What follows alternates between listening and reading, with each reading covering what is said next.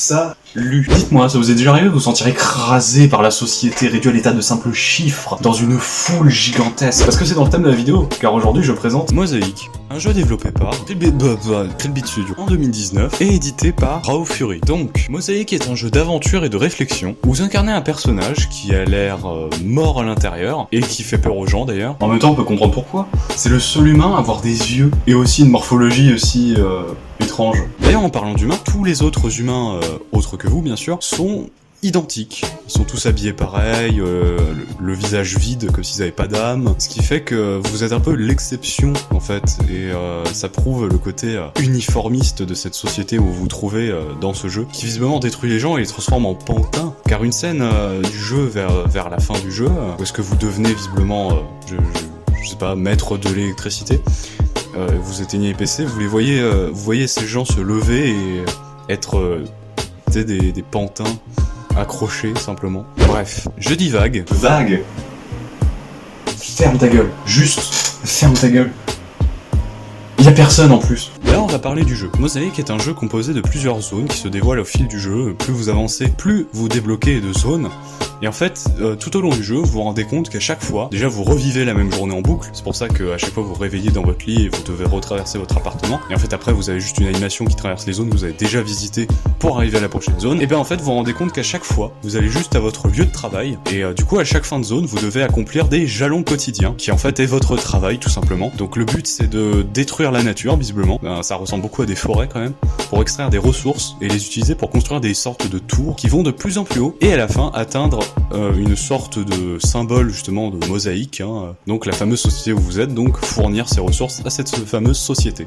Voilà. D'ailleurs en parlant de songe, votre personnage accomplit des sortes de rêves en fait. En fait à chaque zone, vous avez toujours un endroit où vous pouvez aller. Par exemple la première, quand vous sortez de votre appartement, vous êtes dans le couloir, vous pouvez aller à la fenêtre et en fait votre personnage rêve de détruire cette fenêtre et de s'enfuir. Et à chaque fois que vous faites ces actions, à la fin vous vous retrouvez devant un genre de coucher de soleil, un peu comme la sérénité en quelque sorte, ou alors encore vous sauvez un chat et vous rêvez de faire un World Trade Center je suppose. Bref, et aussi par exemple dans le métro vous rêvez de tuer les gens. Ouais, est-ce que votre personnage n'est pas un peu taré? Bref, d'ailleurs, à chaque fin de zone, en fait, vous faites un genre de cauchemar où vous êtes souvent dans l'océan et vous essayez désespérément de vous enfuir. Mais le problème, c'est que vous ne pouvez pas et vous finissez toujours par vous réveiller et vous rendre compte que finalement, vous êtes prisonnier de cette fameuse société où vous vous trouvez. C'est tellement triste. Bref. En fait, je voulais énumérer un truc, c'est qu'à un moment dans le jeu, vous rencontrez un poisson rouge. Littéralement, hein, un poisson rouge qui visiblement respire dans l'air, se balade, vous suit à travers l'aventure pour vous parler de choses et tout ça. Mais aussi vous faire des blagues évidemment hilarantes. Putain, c'est hilarant, comme le prouve cet extrait. Et du coup, je me dis quand même, c'est un peu triste parce que votre personnage va littéralement parler uniquement à ce poisson. Dans tout le jeu. Il va jamais parler à quelqu'un d'autre, non. Les seules phrases qu'il va prononcer, c'est à ce poisson rouge. Comme si moi là je parlais à une caméra quoi.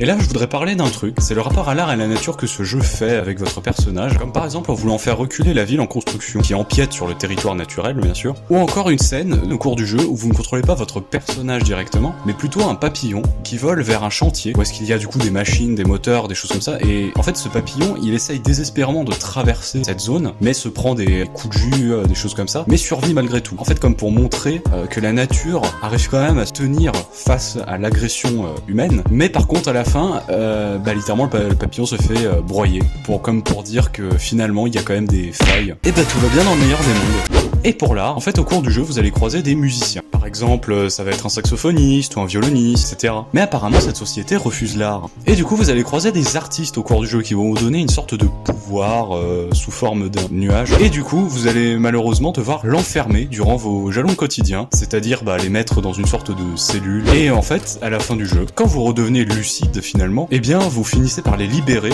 et ceux-ci vous donnent plus de force pour monter en haut de la tour et détruire le mal. En conclusion, on peut dire que Mosaic est un jeu qui apporte une véritable critique de notre société et des dérives qu'elle peut apporter, que ce soit au niveau de l'écologie, la censure, ce genre de choses. Donc voilà, j'ai jamais de conclusion correcte, hein, c'est incroyable.